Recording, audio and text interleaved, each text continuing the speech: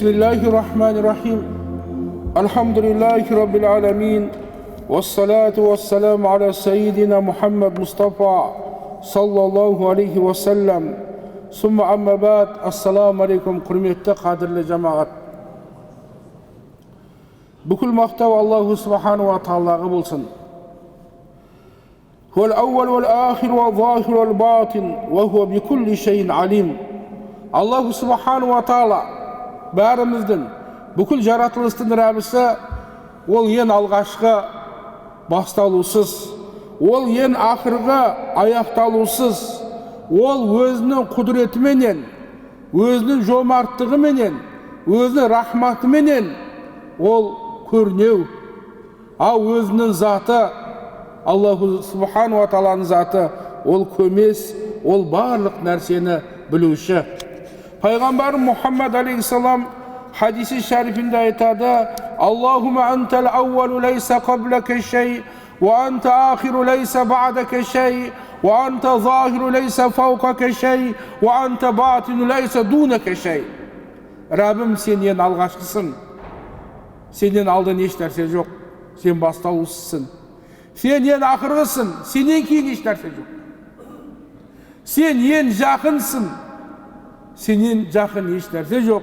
Сен ең жоғарысың, сенен жоғары еш нәрсе жоқ. Аллаху субхану ва таала осының захир деген нәрсе көмес, көрнеу, көрініп тұру деп. Алланың құдіреті, бұл әлем Аллаху субхану ва тааланың құдіретінің көрінісі. Раббымыз Лұқман сурасында айтады: Алам тарау анна Аллаха саххара лакум ма фис самавати ва ма фил ард. Қарамай ма, көрмейсіңдер ме? Аллаху субхану ва таала аспандағы жердегі нәрсенің барлығын сендерге бойсындырып қойды. Ол сендерге неғматын, көрнеу да, көмес те неғматын Аллах Тағала бізге не толығымен берді. Көрініп тұрған неғматтар, құрметті бауырым, мына жаратылыс. Көз, құлақ, көру, есту, иіс білу, дәм білу, қатты жұмсақты білу, ыстық суықты білу, бұның бәрі Құдайдың берген несі? Неғматы. Көзді жаратты Аллах Тағала, соған бірге бізге жарықты жаратты, күнді жаратты, айды жаратты, жұлдыздарды жаратты. Агар көзімізді көретін қылып, бұл әлемнің бәрін қараңғы бір түн қылып қойған кезде, бұның ешқандай бізге не көздің, құрметті бауырларым, толығыменен оның бізге пайдасы болмайтын еді. Көзді жаратты, күнді жаратты. Бұл неғматтардың бәрі бізге көрініп тұр. Енді бізде көмес неғматтар бар. Аллах Тағала бізге ақылды берді, жүректі берді.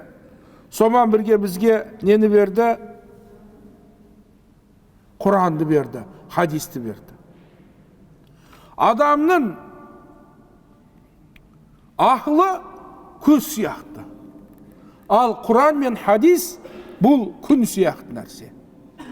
Адамның көзі болмаса, соқыр болса, оған күннің ешқандай несі жоқ, жарықтың пайдасы бермейді. Ал көзі көретін болса, бірақ тас қараңғы болса, оның көзінің де пайдасы жоқ.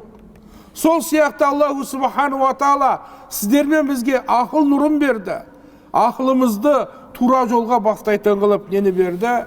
Бізге, құрметті бауырларым, Құран-ы Кәримді, Пайғамбар алейхиссаламның хадисін берді, шариатын берді.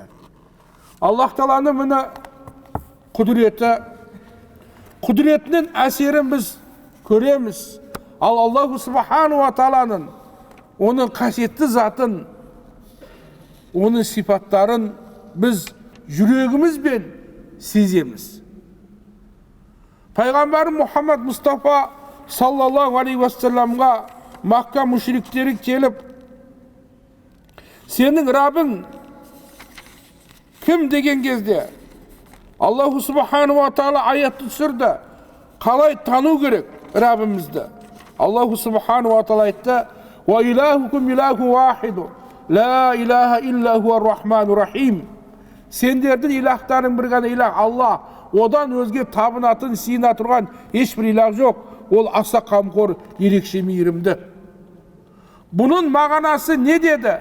Оған олар қанағат қылмады. Момын адам әлбетте Аллах Тааланы зікір қылуменен оның жүрегі орнығады. Ала би зикриллахи татмаиннул қулуб. Алланы еске алуменен жүрек орнығады. Сонда Аллаху Субхану ва Таала ақылды жүргізе тұрған аяттарды айтты. Инна фи халқис самауати вал ард.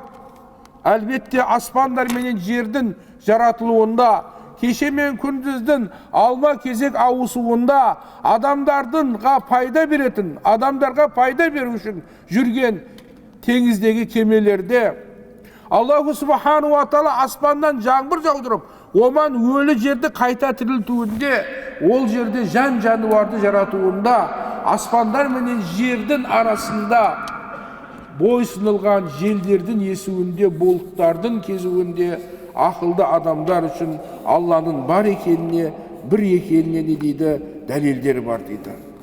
Мұны құрметті жамаат, Алла қасиетті зат, әрбірімізге жақсы қасиеттерді берген, сол қасиеттерден біз не қылмауымыз керек, айырылып қалмауымыз керек. Аллаху Субхану ва Таала бәрімізді исламға бейімді қылып жаратқан. Осы өзіміздегі болған жақсы қасиеттерді ешқашан біз не айырылып қалмауымыз керек. Бұл ішке біздің көзіміз, құлағымыз, естуіміз, көруіміз, иіс білуіміз, дәм білуіміз бізге берілген сыртқы неғматтар болса, біздің жан дүниемізде де жақсы неғматтар бар. Бұдан біз айырылып қалмауымыз керек. 4 нәрсе адамның бойындағы болған жақсы қасиеттер. Жауһар дейді ғой, бұл гауһар. Ақыл, дін, ят, жақсы амал. Ақылымыз бар, дініміз бар, ятымыз бар, жақсы амалымыз бар. Фал ғадабу, енді ашу, құрметті бауырларым, ақылды кетіреді екен. Ашудан сақтану керек. Қазақта айтады, ашу дұшпан, ақыл дос, ақылыңа ақыл қос дейді. Бойымыздағы болған ең жақсы қасиет ақыл, оны ашу кеткізеді екен. Ал-хасаду юзилу дин. Көре алмаушылық бұл дінді кеткізеді екен, көре алмаушылық. Мына Иблис Муса алейхиссаламға жолыққанда айтады дейді, риуаятта келеді. 10 күнә бар депті, соның 8-ін айтайын депті. Сонда білесіздер, пайғамбарлардың бойында өте үлкен қасиеттер болады. Тек қана пайғамбарлардың бойында. Бірінші шындық, шыншылдық, аманат, таблиғ, дінді жеткізу, фатана, ақылды болады. Айсма, күнәдан пак болады. Рижал, еркісі болады. Пайғамбарлардың бойында шайтан болмайды. Пайғамбарлардың жан дүниесі ешқашан жамандыққа бұйырмайды.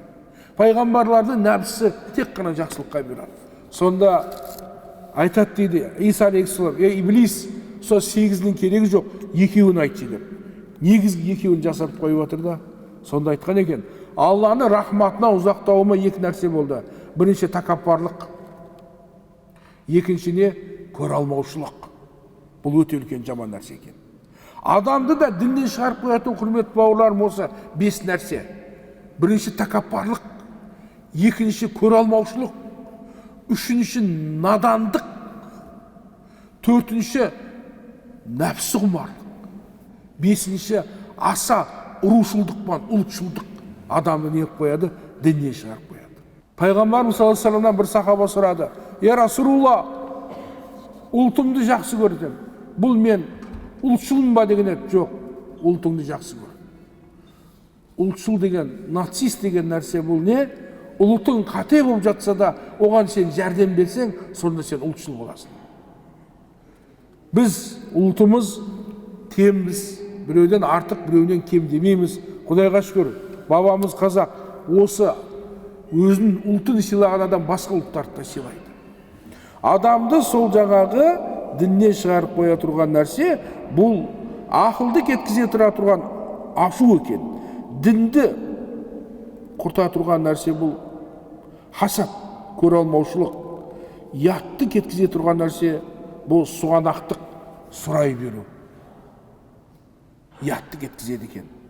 Ал жақсы амалды кеткізе тұрған нәрсе бұл ғибат екен. Ғибат. Мынау ғибат, хасад, отынды қалай өртесе, солай өртейді екен. бұл жақсы амалды кеткізеді екен. Бойымыздағы болған бұл жақсы амалдан біз айырылып қалмауымыз керек. Пайғамбарымыз саллаллаху алейхи ва саллям айтады, 4 нәрсе бар дейді. Жәннаттағы 4 нәрсе жәннаттан да жақсы дейді. Жәннатта мәңгі қалу ол жәннаттан да жақсы дейді. Періштелердің қызметі, періштелерді біз жәннатта көреміз. Жәннат деген білесіздер, құрметті бауырларым, Аллаху субхану ва таала мұттақиндар үшін дайындаған көптеген аяттар келеді. Жәннат, 8 жәннат, 7 тозақ. Аллах тағала бәрімізді жәннаты қылсын.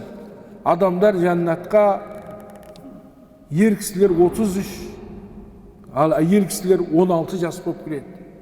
Жәннатта ішіп жеу бар, бірақ жәннатта түпіру, сүңгіру, кіші дәрет, үлкен дәрет, мәни, мәзи, зәр деген нәрсе болмайды ол жерде. Толы ләззат алады, ішеді, жейді. Ол адам кекіргенде аузына әдемі шығып, терлегенде миск бол не қылады жаңағы. Бұл жәннаттың несі? Неғматы. Пайғамбарымыз саллаллаху алейхи ва саллям айтады, жәннатта көз көрмеген, құлақ естпеген, сендердің ойларыңа келмеген нәрселер бар. Жәннаттағы бір қамышыдай орын, бұл дүние ондағы нәрсенің бәріне не дейді? Артық дейді. Жәннаттан жақсы нәрсе о періштелердің қызметі. Періштелер сондықтан жәннатта не қылады? Сәлем береді. Ассаламу алейкум. Бұл құрметті бауырларым, біз Пайғамбар алейхиссаламның үммәті жәннаттың 3-тен 2-сін жайлайды Пайғамбар алейхиссаламның үммәті. Сондықтан бұл дүниенің өзінде біз сол жәннаттың амалдарын орындаймыз. Жәннаттың сәлемі ассаламу алейкум ва алейкумуссалам. Жәннаттың бұл несі сәлемі. Пайғамбар алейхиссаламға дейін, Иса алейхиссалам кезіне дейін сажда сәлем болған бүйтіп. Ал енді Пайғамбар алейхиссаламның үммәтінің сәлемі бұл жәннаттың сәлемі. Даруссалам, періштелер ассаламу алейкум ва алейкумуссалам. Адам алейхиссаламда жаңағы бірінші жан кірген кезде жәннатта түш кірген кезде не деді? Альхамдулилла деді. Сонда періштелер ярхамухулла деді. Міне, бұны біз мұсылмандар менен мұсылмандардың арасындағы бұл не? Әзірге бір-бірімізге болған бұл қарыз. Ассаламу алейкум десе, ва алейкумуссалам деу керек. Альхамдулилла десе, ярхамухулла деуіміз керек. Періштелердің қызметі ол жәннаттан жақсы дейді. Пайғамбарлармен бірге болу ол жәннаттан жақсы. Аллах Тағаланың разылығында болу. Аллаху субхану ва таала мен сендерден разымын дейді. Ең үлкен неғмат енді жәннаттағы ол адам баласының жеткен жері ол Раббымызды көру. Алланы көреді жәннатта дейді. Ешбір ара қашықтықсыз, bila масафа, bila кайфия, бейнесіз Аллаху субхану ва тааланы оны жәннатта көресіз. Аллаху субхану ва таала соны бәрімізге нәсіп етсін. Тозақтағы 4 нәрсе тозақтан да жаман дейді. Құдай сақтасын. Онда мәңгі қалу. Бірінші. Екінші, періштелердің қарғысы. Үшінші, шайтаннан серік болу. Төртінші, Аллах Тағаланың несі дейді? Ләнеті дейді, ашуы дейді. Бұл дейді, құрметті бауырларым, неден де жаман екен? Бұл тозақтан да жаман екен. Ан Абдулла бин Мубарак аннаху қала. Абдулла бин Мубарак деген бұл үлкен табиин болған. Бұл кісі айтады, хадисті жинаған адамдар дейді, 40 000 хадис жинап тұру. 40 000 хадистен соның ішінен жаңағы 4 000-ын, 4 000-ның ішінен 400-ін, 400-інің 40-ының ішінен жаңағы 4-еуін алған екен жаңағы. Өзіне не қылып жаңағы өмірге бір әрдайым жолғып. Бірінші, ешқашан әйелге барша жұмысты сеніп тапсырма дейді. Әйел зат. Ол жаңағы хадисте де бар, әгер сендердің байларың жомарт болса, басшыларың әділ болса, басшыларың еркісі болса, сендерге жердің беті жердің астынан жақсы дейді. Agar сендердің басшыларың залым болса, байларың сарам болса, басшыларың әйел болса, сендер үшін жердің асты дейді да, жердің бетінен жақсы дейді. Ешқашан байлығыңмен мақтанба дейді. Ешқашан асқазаныңа ауыр келе тұрған тамақты жеме. Ешқашан пайдасыз білімді үйренбе. Пайдасыз білім болады. Білсең пайдасы жоқ, білмесең зияны жоқ. Ондай нәрсеменен уақытты өткізбеу керек. Ан Мухаммад бин Ахмад рахмахуллаху фи қаулихи таала азза ва джалла. Аллаху субхану ва таала білесіздер, Яхия алейхиссаламды «Ва саидан ва хасуран ва набия минас салихин» деді. Бұл кісі айтады соның тәпсірінде, Құранда мырза, нәпсін жеңген және салихтардан болған деп айтты. Кімді? Закария, нені? Яхияны. Яхия пайғамбар жайында Аллаху субхану ва таала Яхияны өзінің құлы болса да, оны мырза деді. Мырза деп атауымен айтты.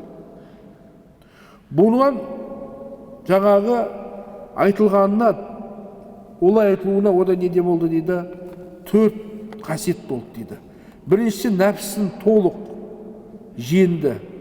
Екінші, шайтанға қарсы тұра білді.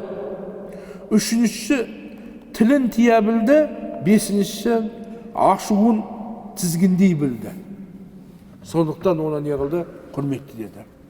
Сол жаңағы Лұқман Хакимнің да баласына айтқан өсиеті бар. Балам, біреудің үйіне кіргенде, байлардың үйіне кіргенде көзіңді ти дейді. Қарай бермеу керек. Адамдардың алдында тіліңді ти. Құдайдың алдында діліңді, жүрегіңді ти дейді. Яғни Аллаху субхану ва тааладан басқа нәрсені не қылма дейді? Зікір қылма дейді. Міне келген екен Аллаху субхану ва таала қиямет күні 4 адамды мысалға келтіреді екен. Байларға Дауд ұлы Сүлейманды, құлдарға Юсупты, ауруларға Аюпты, кедейлерге Иса алейхиссаламды. Яғни байлығым менен құлшылық қыла алмадым десе айтады екен, сен Сүлейманнан да бай болдың ба дейді екен жаңағы. Құл болып құлшылық қыла алмадым десе, сен Юсуптен де өткен құл болдың ба? Юсуп алейхиссаламның өмірбаянын оқысаңдар, түрмеге түсті Құран-ы Кәримде. Аурумын деп айтса, сен Аюптан да қатты ауырдың ба дейді екен. Кедейліктен құлшылық қыла алмадым десе, сен Иса алейхиссаламнан да кедей болдың ба деген екен. Қандай жағдайда болса біз Аллаға құлшылық қылуымыз керек жаңағы. Фирауынның әйелі Асия анамыз да құлшылық қылды. Білесіздер. Пайғамбарлардан Нух алейхиссалам мен Лут алейхиссаламның әйелдері дінсіз болды. Бірақ Аллаға деген құлшылықты ешқашан қалдырмады. Саад бин Билал рахмеулла айтады, пенде алданып қалады екенбіз да біз. Күнә істеген кезде Аллаху субхану ва таала күнәміз істегеніміз үшін бізді Аллах тағала рызқыны бізден тоқтатып қоймайды екен. Денсаулығымызды алып қоймайды екен. Күнәмізді әшкере қылмайды екен, жазалауды тездетпейді екен. Адам боласы сондықтан мен Аллах тағала жақсы көреді деп жүре береді екен. Жоқ, біз күнә істегеніміз үшін Аллаху субхану ва таала бірінші бізден рызқымызды тоқтатып қоймайды, денсаулығымызды алып қоймайды, күнәмізді әшкере қылмайды, жазалауды тездетпейді. Бұған біз момындар не қылмау керек? Алданып қалмау керек. Ан-Хамид аль-Лаффаф рахмеуллах айтады, 4 нәрсені талап қылдық, 4 нәрседен бірақ қателестік, бірақ оны 4 нәрседен таптық дейді. Байлықты талап қылдық, малдан, дүниеден, бірақ оны біз қанағаттан таптық дейді. Дүниенің көптігінен рахатты біз талап қылдық, бірақ оны біз таптық дейді дүниенің аздығынан.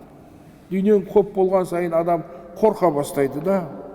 Ләззатты неғматтан талап қылдық, бірақ оны біз денінің саулығынан таптық дейді. Рызқыны жерден талап қылдық, біз ол рызқыны біз неден таптық дейді? Аспаннан таптық дейді. Яғни рызқыны беруші Аллаху субхану ва таала. Әрбіріміз ұйықтаған кезде шайтан үш түйін түйіп қояды, біздің жолымыз болмасын деп. Бірінші тұрған кезде біз таңертең бисмиллахи-рахмани-рахим дейміз, бисмилла дегенде біреуі шешіледі.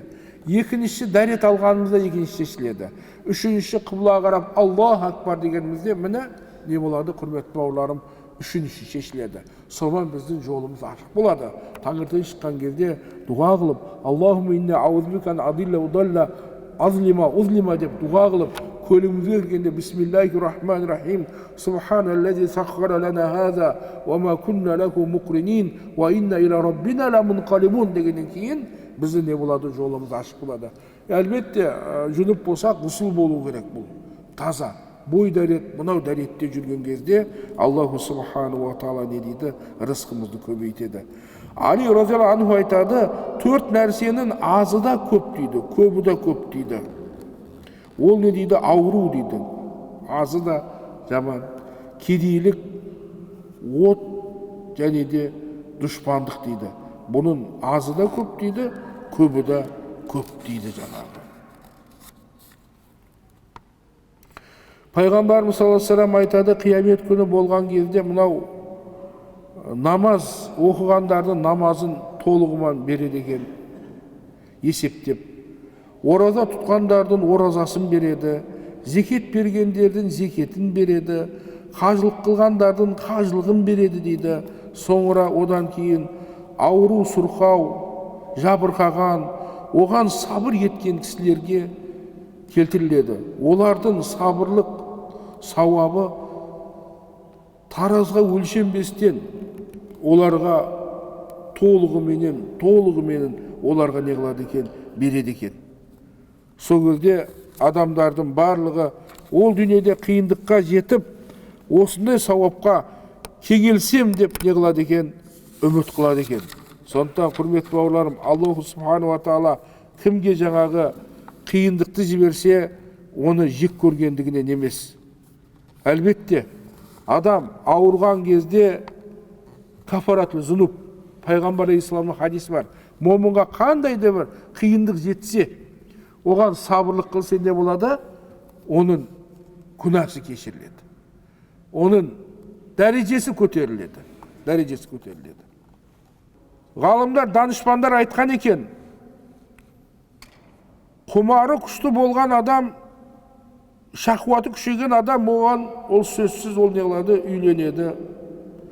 Байлыққа қатты берілген адам, сөзсіз ол не, харам араласып кетеді дүниесіне. Мұсылмандарға пайдам тисін деген адам, оларменен ол араласады. Ғибадатқа құмар болған адамға сөзсіз оған не керек деген екен, ілім керек деген екен. Мынау жаңағы уағызшылар дейміз ғой, уағызшыларға мынау үш нәрсенің керегі жоқ екен. Бірінші, надан болмау керек, көп оқу керек. Екінші, уағызшылар такаппар болмау керек, адамдарды алаламау керек. Үшіншісі, уағызшылар не болу керек, адамдардың арасында жүру керек. Жалпы адамдар не істеді? Сол кезде адамдар оған сырын айтады, басқасын айтады. Мынау әсіресе міне құптаннан кейін жиналып жатыр, Құдайға шүкір. Шам мен құптан арасында көп жамағат, со имамдармен не болу керек, бірге болу керек. Али разиаллаху анху айтады, төрт нәрсе дейді, төрт уақытта өте қиын болады дейді. Ашуланған кезде ашуды жұту өте қиын болады. Қиындық заманында жомарттық қылу бұл қиын болады. Жоқшылық кезінде жаңағы кедейлерге жомарттық қылу. Адамдар көрмей тұрған жерде жаңағы ешкім көрмей тұрған кезде де біздің Құдайдан мені көріп тұр деп біз неден тыйылу керек жаңағы. Ешкім көрмей тұр ғой деп бостан босқа адам киімін шеше бермеу керек та жаңағы. Ешкім көрмей тұр ғой деп жаңағы. Аллаху субхану ва таала адамдардың арасында істемеген нәрсеңді жеке қалған кезіңде де істемеуің керек. Пайғамбар алейхиссаламның да хадисі бар. Фаттақуллаха хайсума кунтум. Қай жерде болсаңдар да, қандай жағдайда болсаңдар да неңдер дейді, Алладан не қылыңдар деді, Алладан қорқыңдар деген пайғамбарым Мұхаммад Мұстафа саллаллаху алейхи уассалам.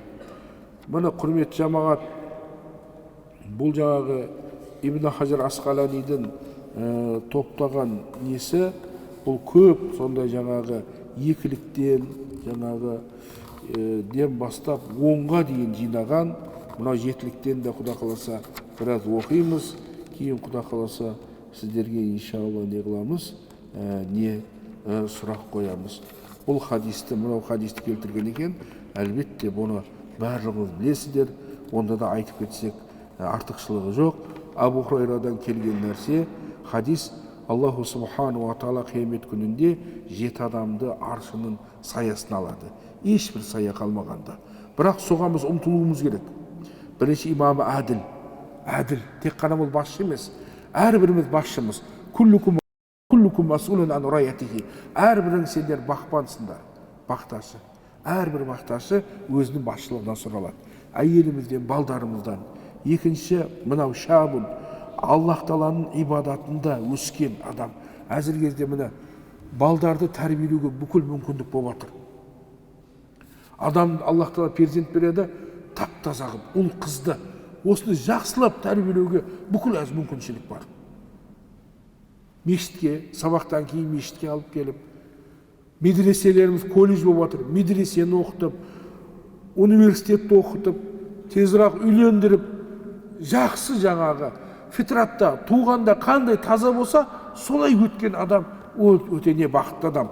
Мұны ол да аршының несінде болады екен, саясында болады екен.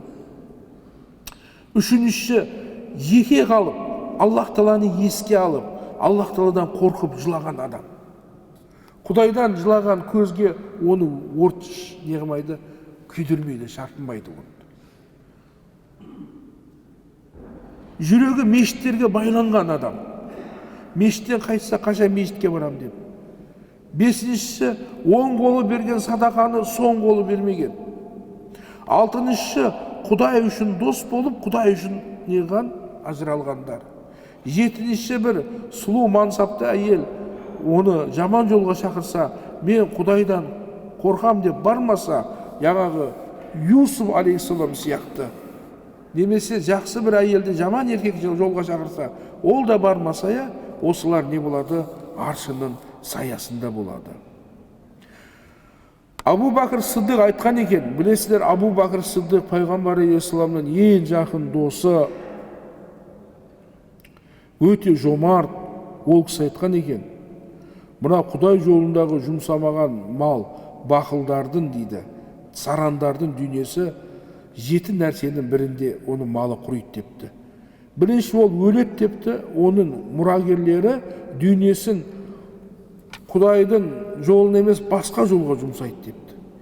Немесе депті, ондай болмаса, бір залым басшы оның дүниесін тартып алады депті.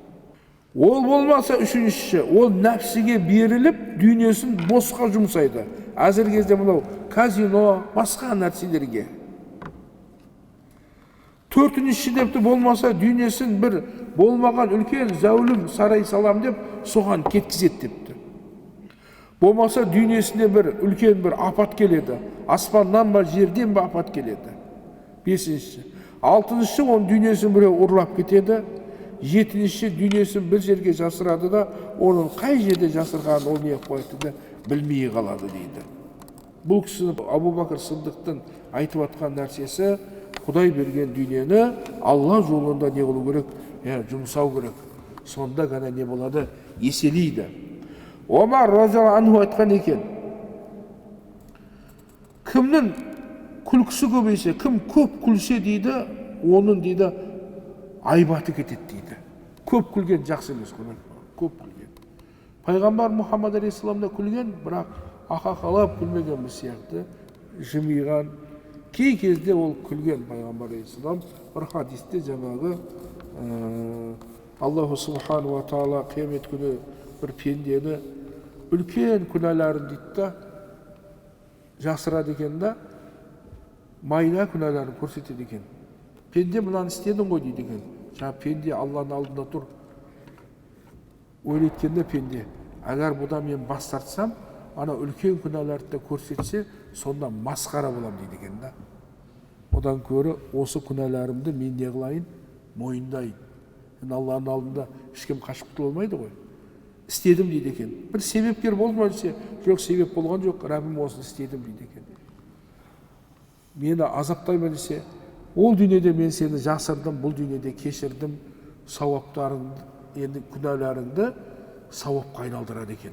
Қараса, күнәлар сауапқа айналып жатыр дейді. Бірақ жәннаттың жоғары дәрежесіне дейді, жете алмайды дейді жаңағы. Сонда пенде жаңағы былай ойланып, енді сауап, күнә сауапқа айналып жатыр ғой. Аяқта үлкен күнәлары бар ғой. Сонда айтады екен, Раббим дейді екен, бір кейбір күнәларымды көрмей тұрмын дейді екен жаңағы. Ана үлкен күнәлары сауапқа айналып кетсе жаңағы жәннаттың төріне кіреді ғой. Сонда дейді жаңағы сол нәрсені көріп, пайғамбар саллаллаху алейхи ва саллям дейді, күлді дейді жаңағы, азу тістері де көрінді дейді жаңағы. Пенденің жаңағы бұл жердегі несі. Енді жалпы күлу, көп күлу бұл әлбетте адамның сұстын, айбатын кетіреді екен. Қалжың бастық кісінің қадірін түсіреді. Қалжың бас болмау керек. Бұғанға да болмағанға да. Адам дейді, адамды қорлаған кісі өзі де қор болады. Адамды қорламау керек. Кім қайсы бір іспенен көп әрекеттенсе, соменен таңылады дейді. Сөзі көп адамның қатесі көп болады. Қатесі көп кісінің ұяты жоқ болады. Ұяты жоқ кісінің күнәсі көбейеді дейді. Күнәсі көбейген адамның дейді, жүрегі не қылады дейді, жүрегі қараяды дейді. Усман радиаллаху анху айтқан екен, мына Құран-ы Кәрімде Аллаху субхану ва тааланың وَكَانَ تَحْتَهُ كَنْزٌ لَهُمَا وَكَانَ أَبُوهُمَا صَالِحًا дейді. Бұл аятты білесіздер, Кахф сурасында білесіздер, Муса алейхиссаламның кіммен жолықты? Хидырмен жолықты, Хидыр. Бірақ Құран-ы Кәрімде Хидыр алейхиссалам аты келмейді. Муса алейхиссаламнан қауымы сұрайды, я Муса, жер бетінде сенен өткен ғалым бар ма деген кезде ол айтады, жоқ шығар дейді. Өйткені Муса калимулла, Алланың кәләмі, бұл дүниеде тұрып Алламен тікелей сөйлескен пайғамбар, біледі. Ибрахим алейхиссалам өзінен жоғары, енді пайғамбарлар улул азм, пайғамбар Мұхаммад алейхиссалам, Ибрахим, Муса, Иса, Нух, пайғамбар алейхиссалам әлі келген жоқ. Ибрахим алейхиссалам өтіп кетті, жоқ шығар дегенде, Аллаху субхану ва таала оған не қылады? Бір теңіздің жанында бір адамға жолығасын. Солған жолыққан кезде білесіздер, үш жағдай болады. Кемені теседі, екіншіне баланы өлтіреді, үшінші құлайын деп тұрған жарды тұрғызады. Сол жерде жаңағы құлайын деп тұрған жарды Муса алейхиссаламға айтады, «Иннака лан тастати ма'ия сабра». Сен менімен бірге сабыр қыла алмайсың десе, сабыр қыламыз. Онда сұрама дейді жаңағы. Кемені тескенде бір сұрайды, баланы өлтіргенде екінші сұрайды, үшінші анау Бани Исраилдің қауымы олардан тамақ сұраған кезде олар не қылады? Бас тартады. Бас тартқан кезде барып екі пайғамбар кеп тұр. Тамақ бөлуге не қылып жатыр? Саранды қып тұр. Құлайын деп тұрған не қылады? Жарды тұрғызады. Жарды тұрғызған кезде енді ақымызды сұраймыз деген кезде Муса алейхиссаламға айтады, міне бүгін ажырала тұрған уақыт келді дейді енді.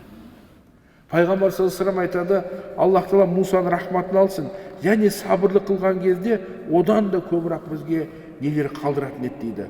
Сол екі бала болады, жетім бала, соның жаңағы үлкен әкесі оның әкесі өте салих адам болады жаңағы, бай адам. Аллаға аманат қып қалдырып кеткен болады дейді. Сол аманат қалдырған нәрсе дейді, алтыннан болған бір тақта дейді. Ода дейді 7 нәрсе жазылған екен жаңағы. Ажибту лиман арафал маута ва хуа ядхаку. Таң қалам деген екен. Өлімді біле тұра күлетін адамға мен дейді таң қаламын жаңағы. Өлім келетінін білеміз, бірақ біз күлеміз. Ажибту лиман арафа дуnya фаниятан ва хуа яргабу. Дүниенің пәни екенін біле тұра оған қызыққан адамға таң қаламын деген екен. وعجبت لمن عرف أن الأمور بالأقدار وهو يهتم بالفوات. Істердің барлығы, ырзықтардың несібенің барлығы өлшеніп қойған, бірақ оған жаңағы қоймай соман жаңағы ертелі кеш сол жаңағы дүниені ойлай беретін адамға не дейді? Таң қалам деген екен. Жаңағы тақтада жазылған жаңағы. Ажибту лиман арафал хисаба ва хуа яжмау малан. Таң қаламын депті біреудің есептің, қиямет күнінде есеп берудің хақ екенін біледі тұра, дүниені жиюдан тоқтамайтын адамға таң қаламын. Важибту лиман арафа нара ва хуа юзнибу. Оттың, тозақтың бар екеніне біле тұрап, күнәдан тиылмаған адамға таң қаламын деген екен. Важибту лиман арафа Аллаха яқинан ва хуа язкуру гайраху. Аллах Тағалаға шынайы сене тұрып, Аллах Тағаладан өзгені зікір қылғанға таң қаламын деген екен. Құрмет жамаат, кімді ойлай берсең, соның дәрежесі өсе береді. Содан сенен қорыққан көзге қос көрінеді дейді ғой. Алладан ұлық ешкім жоқ. Алланы зікір қылған адамның жүрегі оның орнына береді. Құдайға жалбарынған сайын, Құдайдан сұраған сайын сенің дәрежең өсе береді. Адамның алдында жалбарынсаң, адамнан бір нәрсе сұрасаң, сенің дәрежең түсе береді. Құдайдан сұраған сайын, Құдайға жалбарынған сайын, Құдайдың алдында кішірейген сайын сіздің дәрежеңіз өсе береді. Сондықтан Аллаху Субхану ва Тағаланы көп зікір қылу керек. Аллах Тағаланың бар екенін, бір екеніне сене тұрып, Аллах Тағаланың басқа біреуді зікір қылғанға таң қалам деген екен. Важибту лиман арафал жанна яқинан ва хуа ястариху бид-дуния. Айтқан екен алтыншы. Жәннаттың хақ екеніне сене тұрып, осы дүниемен рахаттанған адамға таң қаламын. Осы дүниеден рахат іздеген адамға. Важибту лиман арафа шайтана адуван фа атаху. Шайтанға бойсұнған адамға таң қаламын деп жазылған деген сөзді айтқан екен жаңағы алтын тақтада. Али разияллаху анхудан айтылған екен, сұралған екен, не нәрсе аспаннан да кен, не нәрсе теңізден де терең, не нәрсе айтқан екен тастан да қатты, не нәрсе оттан да ыстық, не нәрсе бұл қардан да мұздан да суық, не нәрсе удан да әшші деп сұралған екен. Сол кезде ол кісі айтқан екен, Али разияллаху анху айтқан екен, аспаннан да кең бұл ақиқат, аспаннан да жерден де кең бұл не деген екен, ақиқат деген екен. Ва қалбул қани агна минал бахр.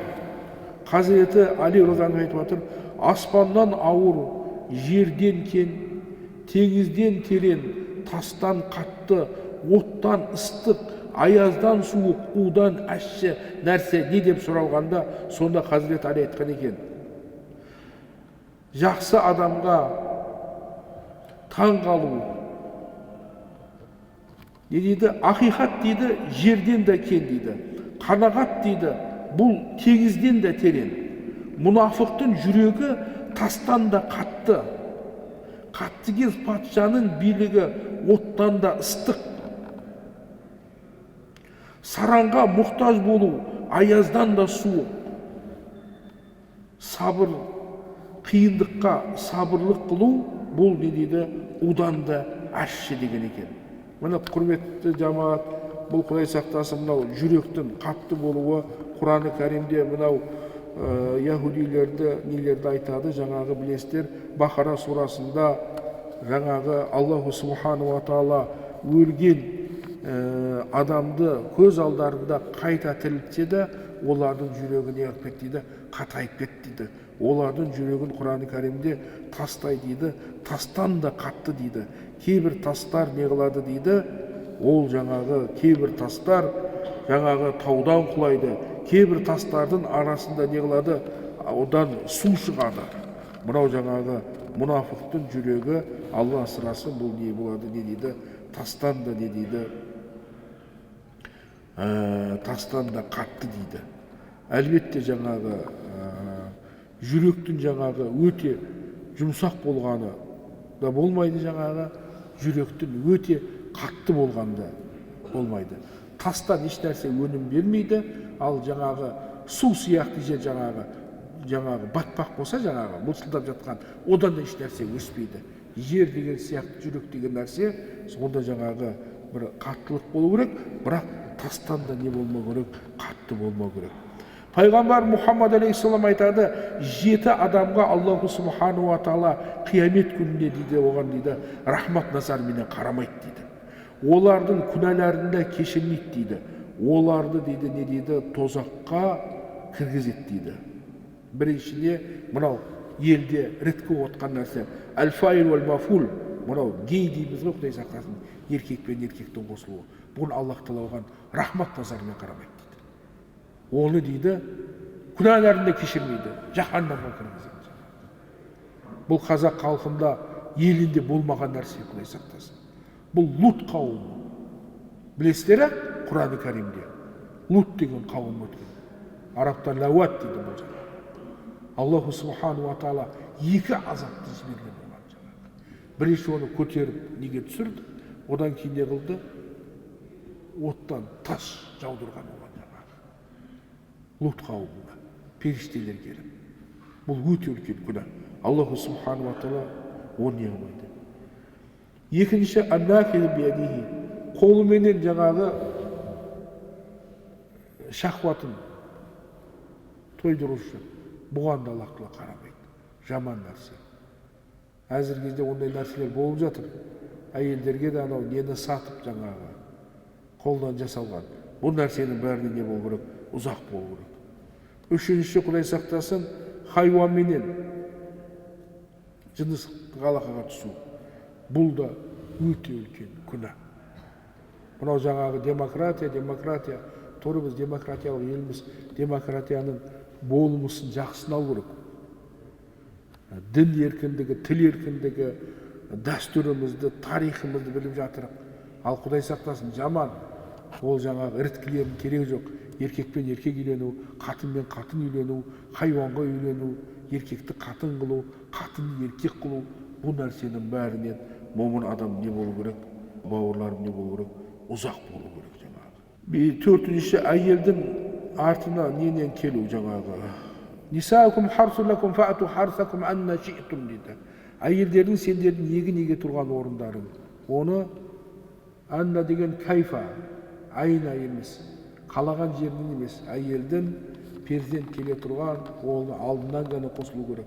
Басқа жерден қосылу, бұған Аллаху субхану ва таала рахматымен де қарамайды екен. Міне, көршісінің әйеліменен анасы қызы бірге әйел қылып алғандар. Міне шариатымызда харам қылған әйелдердің барлығы нәпсін сата тұрған орын емес дедік. Құран-ы Кәримде Аллаху субхану ва таала сіздермен бізге үйлене тұрған, үйленуге харам қылған нелерді баян қылды Құран-ы Кәримде. Аллаху субхану ва таала бізге Ниса сурасында әйелдерден кімге біз үйленеміз, кімге үйлене алмаймыз. Бірінші, وَلَا تَنْكِحُوا مَا نَكَحَ آبَاؤُكُمْ. Әкелеріңнің етегі тиген әйелдерге жоламаңдар. Өгей шешең де сенің шешең. حُرِمَتْ عَلَيْكُمْ أُمَّهَاتُكُمْ. Аналарыңа үйлену харам қылынды. Ана. Өзіңнің туған анаң, анаңның анасы, әкеңнің анасы, бұның бәрі не болады? Ана болады. وَبَنَاتُكُمْ. Қыздарың, өзіңнің қызың, қызыңның қызы, балаңның қызы, бұған үйлену харам. وَأَخَوَاتُكُمْ. Апаң менен қарындасың. Бір әке бір шешеден бола ма? Бір әке екі шешеден бола ма? Бір шеше екі әкеден бола ма? Туысқандық мынау шариғатта болады ғой. Біреудің әке шешесі бір, екінші әкесі бір, шешелері басқа. Үшінші біреудің несі? Шешесі бір, әкелері басқа. Төртінші бір анадан емген. Амма деген сөз әкеңнің апасы менен несі қарындасына үйлену харам. Әкеңнің апасы менен қарындас, апаң ғой. Нағашы, апаң мен нағашы қарындасың. Анаңның туған туысы, анаңның апасы менен оның сіңлісі. Ағаңның ініңнің қызына үйленуіне харам. Апаңның қарындасыңның қыздарына үйлену харам. Сендерді емізген әйел. Көрдіңіз ба? Бұл ана деген жаңағы. Бір баланың аузына бір әйел 2 жасқа толғанша емізсе, ол не болады? Оның анасына айналады жаңағы. Мемлекет жетімін тастап қоймайды, бірақ ешқандай мемлекеттің басшылары мемлекет жиналып, ананың мейіріммен келіп, баланың аузына салған сүтті оны жарата алмайды ешкім. Пайғамбар алейхиссалам неше анасы болды? 3 болды. Бірінші өзінің анасы кім? Амина. Екінші кім? Субайба. Үшінші Халима. 3 адамды емізді. Сендерді емізген әйелдер. Бір емшектен емген. 2 жасқа дейін. Бір анадан емсе, ол апа не болады? Апа, аға, қарындас болады. Әйелдерінің анасы, енең сенің анаң сияқты. Қазақта енесімен ойнамаған.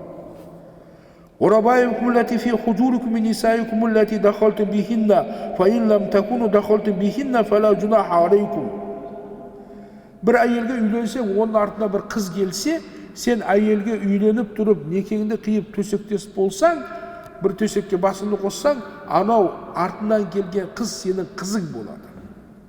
Оған үйлену не болады? Харам болады. Әгер некеңді қиып тұрып, бір төсекке басыңды қоспай, ажырассаң үйленуге болады. Ал төсектес болдың, ол сен не болады? Қызың болады. Осыны пайғамбар саллаллаху алейхи айтып отыр. Бір әйелді қызыменен қосып алған адамға Аллах Тағала ешқашан оған рахмат мен неғмайт деді, харамайт деді. Өзіңнің бел балаңнан әйелі туған келінің саған үйлену ол не болады? Харам болады жаңағы. Өзіңнің туған ұлыңның әйелі келінің туған келінің ол сенің нең сияқты, қызың сияқты. Енді ағаңның әйелі, ініңнің әйелі ол басқа бұл. Жаңағы қазақтың қара жолы дейді ғой, қазақта жаңағы күйеу 100 жылдық, құда 1000 жылдық деген со жаңағы. Қыз кеткеннен кейін судай сіңіп тастай батқан. Оның жаңағы күйеуі өлсе басқа жерге тұрмысқа шықпаған, жесірін сыртқа теппеген, жетімін неғымаған, әмеңгерлік деген алған. Әлбетте әркім өзінің қосымен қоса қарсын. Ал енді кімнің әйелі өліп қалса, бір денеге басқа жерден үйленбеген жаңағы, күткен балдыздарына біреу болама деп. Өйткені балдызын алса, ол өзінің баласына, апасының баласына ешқашан өгейлік қылмайды. Бұл не шариғатта мақұлданған. Бір денеге бір үйден апалы сіңліні алып болмайды. Ол не болады? Ол харам болады. Құран-ы Кәрим харам болған сияқты, құрметті бауырларым, пайғамбарым Мұхаммад Мұстафа саллаллаху алейхи вассаламда бізге кей нәрсені харам болады. Пайғамбар алейхиссалам және осы аятқа қосып хадисінде харам қылды. Бір әйелді туған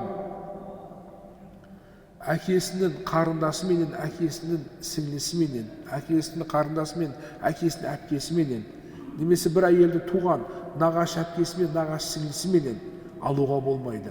Бір әйелді туған оның ағасының, інісінің қызыменен қосып, бір әйелді туған оның апасының, сіңлісінің қызыменен қосып үйленуді пайғамбар алейхиссалам өзінің шариғатында Құраннан кейін не қылды? Харам қылды. Аллах Тағала харам қылған сияқты пайғамбар алейхиссалам не қылады? Харам қылады. Мынау жаңағы есектің еті Құран-ы Кәримде келмеген, бірақ пайғамбар алейхиссалам есектің етін не қылды? Харам қылды. Хайбар деген не болған? жихад болған білесіздер. Сонда пайғамбар саллаллаху алейхи вассалам сахабаларды көрді, аттың етін, есектің етін қайнатып жатқанын. Сонда аттың етіне рұқсат берді де пайғамбар саллаллаху алейхи вассалам, ал нені есектің етін төгіп тастан деді, харам деді. Сол жерде уақытша некені де харам қылды пайғамбар алейхиссалам. Уақытша некеде жоқ. Осындай нәрселерді пайғамбар алейхиссалам не қылады, харам қылады. Міне бұл жерде бір әйелді оның қызыменен қосып жаңағы, немесе бір әйелмен зina қылып, одан кейін оның қызына үйленген де ол болмайды. Біздің фиқта Абу Ханифа мазхабында бір әйелмен не қылсаң, оның қызына үйленіп болмайды. Ол имам Шафиде ол зina жүрмейді, басқа ол шариғат есептелмейді деген сияқты. Жоқ, біздің мазхаб ол фитратқа сай мазхаб. Екінші ең жаман нәрсе мынау, қоңсының әйеліменен жаңағы сондай неге барған жаңағы көршісіне тыныштық бермеген адамға да Аллаху субхану ва тағала не қылмайды екен, оған жаңағы рахмат назарымен қарамайды екен. Қала Наби саллаллаху алейхи вассалам: "Ашухадау сабаатун сибал махтулу фи сабилилlah."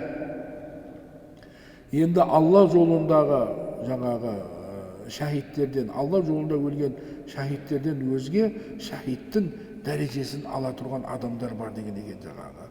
Құдай Тағала жолында ғазабатта өлген шейіттен басқа 7 түрлі шейіт бар дейді. Егерде олар иманмен өтсе, іші аурудан өлген адам, бауыры ауырама, өкпесі ауырама, ол намаз оқиған болса, соған сабыр қылған болса, сол шахидтің дәрежесін алады екен. Бірақ оларды жуындырады, жаназасын оқиды, оны не қылады, жерлейді. Ал нағыз Алла жолында өлтірілген шахидтерді білесіздер, оны жуындырмайды. Бұларды жуындырады. Суға ағып өлген адамды бұл да шахид дәрежесіне айтады.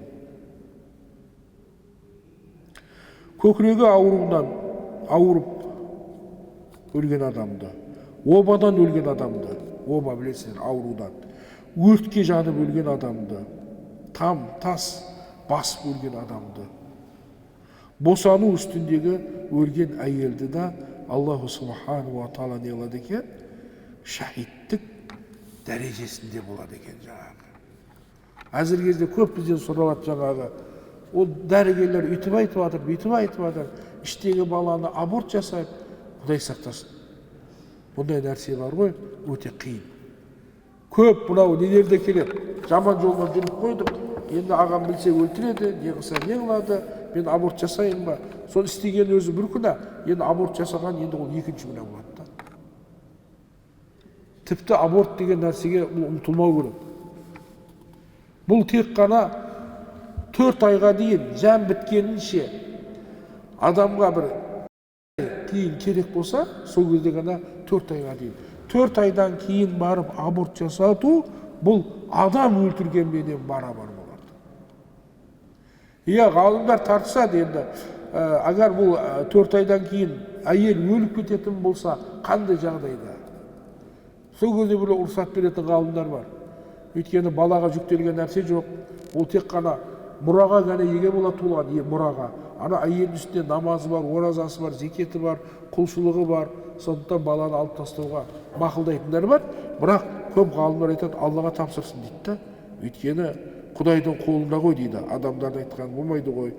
Агар қайтыс болып кетсе, ол не болады? Шахид болады ғой. Абдулла ибн Аббас айтады, Ибн Аббас разиаллаху анхума, екеуден де разы болсын, екеуі де сахаба.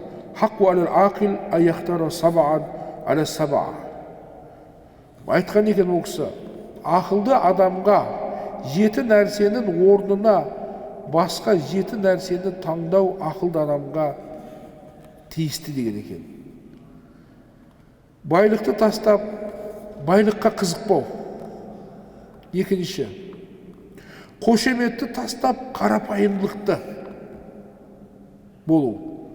Тәкаппарлықты тастап, кішіпейілдікке өту депті. Әлбетте, тәкаппарлықты тастап дейді, кішіпейілдікке. Тек тойуды ойламай, аштықты да ойлау жаңағы. Аш болып жүргенде жақсы жаңағы.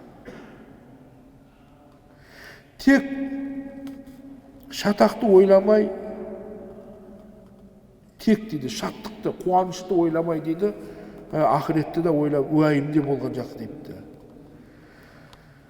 Мәртебені ғана ойламай, төмендікті ойлағаны жақсы депті. Жаңағы бұл өмірдің болмашы қызықтарына көрі ақыретті артық көрген ақылды адамға жақсы деген екен. Және де сондай сөз бар екен, шариғатымызда 8 нәрсеге тоймайды екен. Көз қарағанға тоймайды дейді, көз. Мынау жаңағы әлбетте, мынау Али Розанов айтады, бір мәрте қарап қалу мүмкін, бірақ екінші мәрте қарамау керек та. Қыз көздің құрты дейді ғой. Қарай бересің, қараған сайын не болады, шайтан не қылады, сізге не қылады, содан улы оқтарды атады, содан не қылады, жүрекке атады. Бұл әйелдерге де қатысты, еркекке де қарай бермеу керек. Құран-ы Кәрімде момын еркектер мен момын әйелдердің сипатын айтты ғой. Олар не қылады? Бөгде еркектерден, бөгде әйелдерден не қылады? Көзін тосады. Көз қарауға тоймайды екен. Жер жаңбырға тоймайды, әйел ерге, ғалым білімге тоймайды дейді. Сұраушы сұраққа тоймайды, ашкөз дүниеге тоймайды депті. Теңіз суға тоймайды, отынға тоймайды деген екен жаңағы. Төрі бауырым, түсіндім сұрағыңа. Және де айттық қой. 4 айдан өтіп кеткен болса, алдыру харам. Мүгедек бола ма, басқа бола ма, оған тура қылған әйел, сабыр қылу керек. Бұл да бір не? Сынақ бұл дүние. Аллах Тағала өзі біледі, кімді алып келеді бұл дүниеге. 4 айға дейін соны білген болса, 4 айға дейін жан кірмей жатып, ол кезде ұрсат беріледі. Родул Мұхтар, сондай біздің фиқх кітаптарында. 4 айдан кейін бар ғой, адам өлтіргеннің күнәсі болады. Біреу балаң ауырып қалып, аяғы сынып қалса, оны өлтіріп тастамайсың, Құдай сақтасын. Рызқы кімнен келеді, Құдай біледі. Мүмкін сол баласы ертең мүмкін оны асырауы мүмкін. Сол баласы. Біз білмейміз ғой. Бір медреседе бір жақсы бір әйел болған ғой, әдемі, мінезі де жақсы. Сонда сұраған екен шәкірттер, сіз неге тұрмысқа шықпадыңыз деп. Осындай әдемісіз, келбеттісіз, мінезі де жақсы. Сонда бір оқиғаны айтып берген екен. Біреудің жаңағы 5 қызы болған. 5 қызы болған деген айтқан ақымақ та ер деген. Бұл жаңағы Құдай бергені ғой. Біреуге Аллах Тағала қыз береді, біреуге ұл береді, біреуге аралас береді. Айтыпты, енді қыз туса, бұл қызды мен көшеге шығарып тастаймын. Содан қыз туыпты. Әйел. Сол надан су күйге салады, мешіттен апарып қояды, таңертең. Кешке келеді, ешкім алмаған. Ертесіне және істейді. 3-ші күн болмаған кейін шешесіне береді, жарайды деп жаңағы. Анау жаңағы ана деген, өз бала деген қандай ол? Ұлма қызма тәтті ғой. Емізіп, қарап. Келесі жыл және әйелі жүкті болады.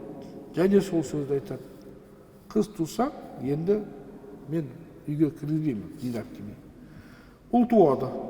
Бірақ бірінші несі қайтыс болды дейді, бірінші қызы. Екінші ұл туады, екінші қызы қайтыс болады.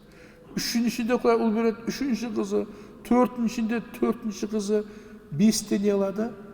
5 қызы қайтыс болып, 5 ұлы, 1 қызы қалады. Сол қыз жаңағы. Содан анау адам әйелді қайтыс болып кетеді. Тәрбиелейді, ұлдарында, қызында. Кейін ұлдары өскеннен кейін ешқайсысы қарамастан кетіп қалады. Бір не қалады? Көшеге шығарып тастаған қызы әкесіне қарайды.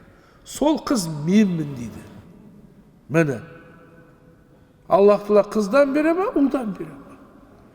Ол ауруынан бере ме, сауыңнан бере ме? Құдайдың берген перзенті. Ең жаман анау жатыр шошынып қалса, кейін бала көтермей қалады.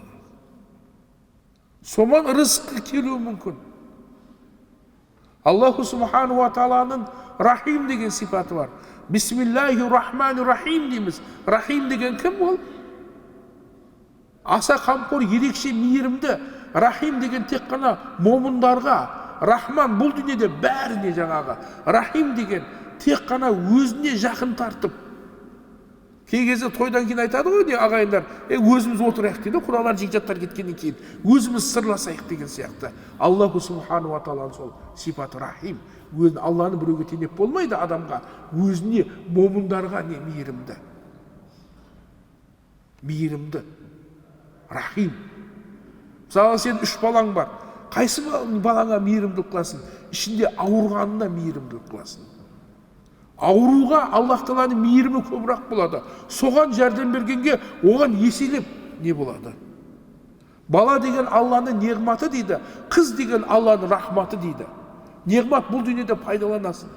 Қыз дүниеге келгенде бір періште маңлайына иіскеп қыз айтады екен, сен бір қорғауға, мейірімге мұқтажсың, сені қорғауға алған, саған мейірімді қылғаныңды Аллах Тағала мейіріміне алсын дейді екен да. Пендесін Аллах Тағала жақсы көреді. Ондай қылмау керек. Бір ақымақ сондай. Енді ақымақ тіпті болмайды, 6 қызы болып, жаңағы 7-шісіне әйел жүкті болған ғой. Сол ұл туса екен, ұл туылған деп УЗИге көрсетсе, қыз депті. Кеп қайғырып кеп жатқан ғой. Жатса Аллаху субхану ва тағала қиямет күнін көрсетті, жаһаннам. Тозақ лаулап жатыр дейді енді жаңағы. Періштелер бұны сүйрепті жаңағы. Бірінші жаһаннамның есігіне апарса, үлкен қызы тұр дейді. Әбәти, әкетайым, ерабым, әкемді рахметтің ал деп. Періштелер айтады дейді, мына бірінші қызы тұр ғой, екінші есікке апарады.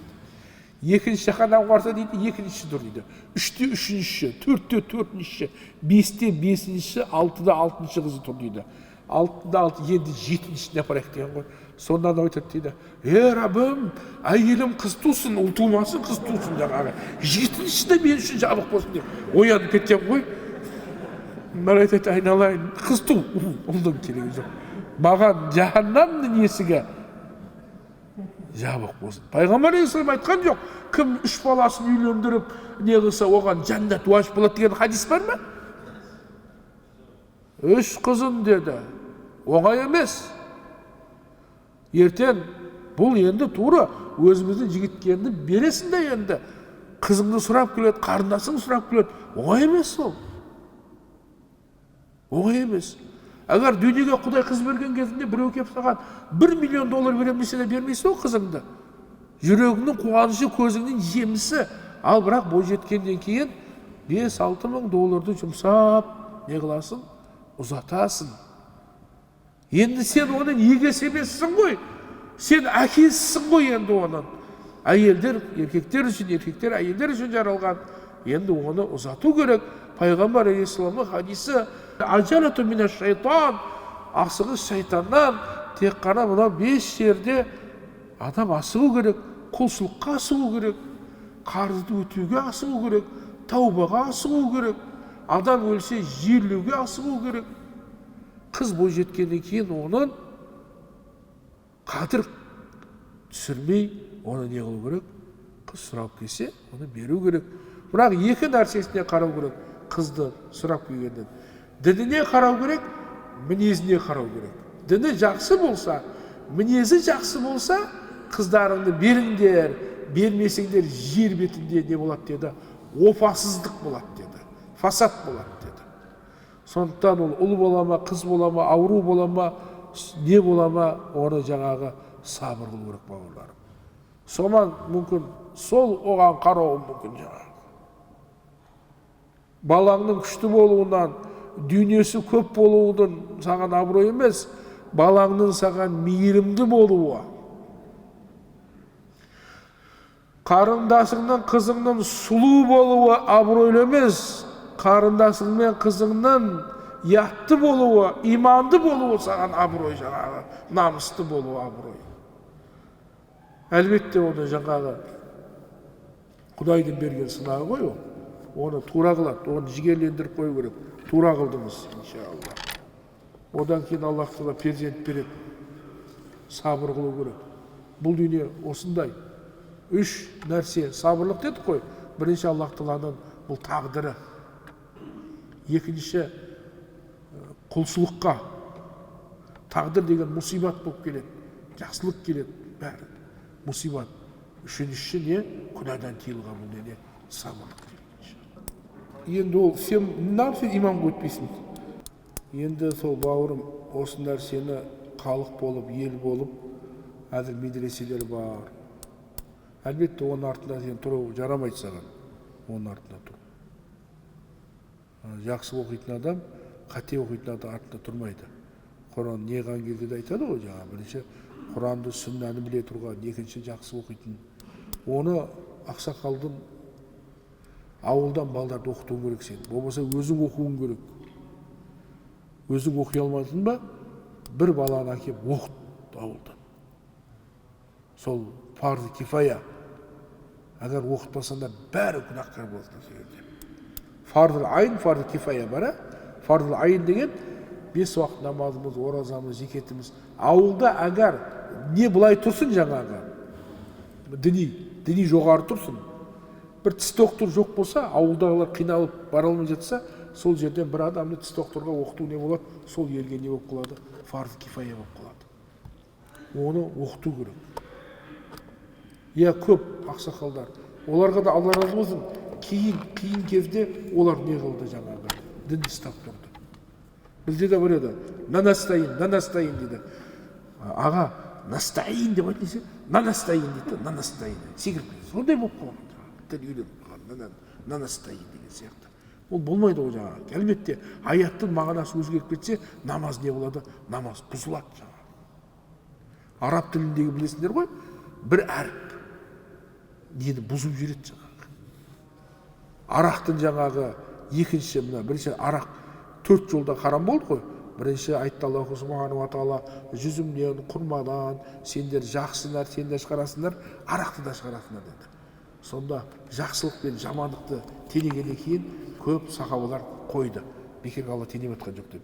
Екінші кем айтты, арақ пен құмар жөнінде сұрайды. Айт, ол жерден пайда да бар, күнә да бар. Бірақ күнәсі пайдасына не деді? Көбірақ деді. Біразы қойды. Кейін үшіншіде Мәдинаға келген мас болып намазға шықты.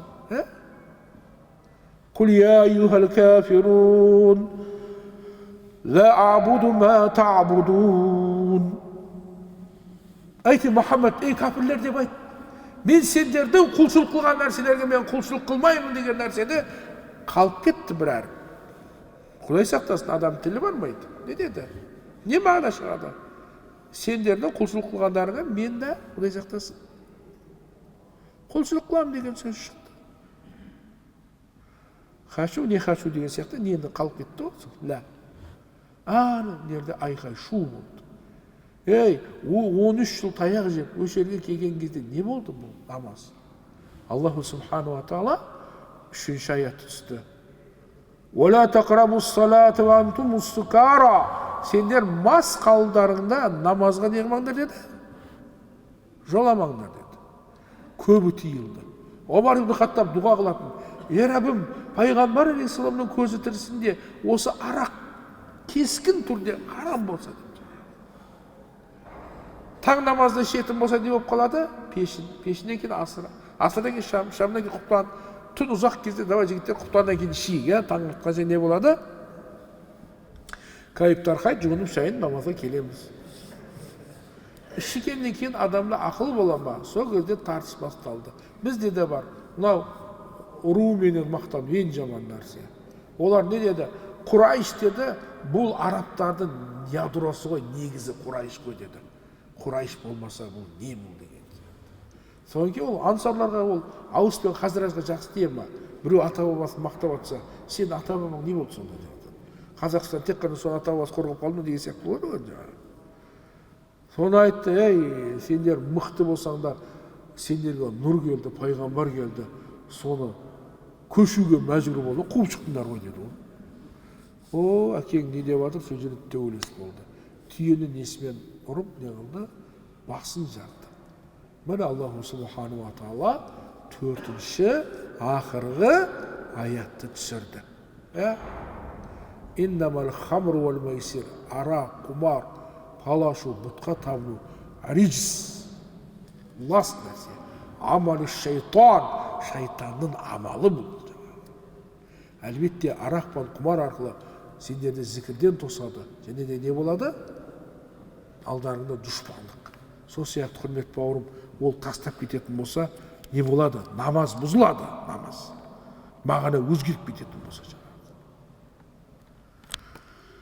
Сіз оны ауылдан бір баланы оқыту, оны әзір Құдайға шүкір бар ғой, медреселер бар ғой міне. Неге?